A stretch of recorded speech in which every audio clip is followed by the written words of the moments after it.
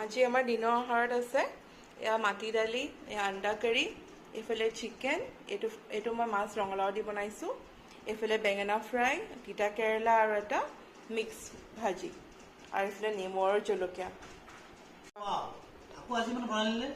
অঁ অ'কে, কি খাবা? অঁ অ'কে দেন, খোৱা খোৱা।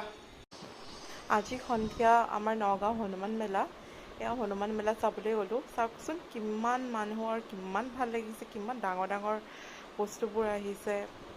আপুনি উঠিব পাৰিব, এনজয় কৰিব পাৰিব সন্ধিয়া ওলাই আহি। একদম ৰাতি 10টামান বজাত মানুহ অহা ষ্টাৰ্ট হয়হে, গোটেই ৰাতি মেলা চলিয়ে থাকে।